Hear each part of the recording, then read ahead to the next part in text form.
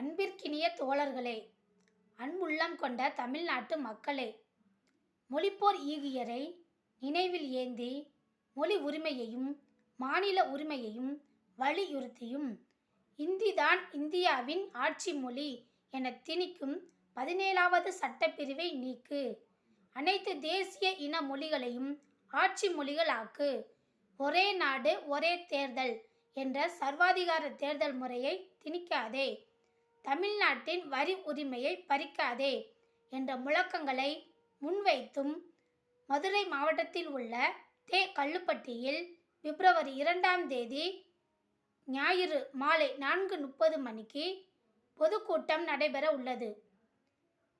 இந்நிகழ்ச்சிக்கு அனைவரும் வருகை தந்து சனாதன பாசிசத்தை முறியடித்து சனநாயகம் காக்க உறுதியேற்போம்.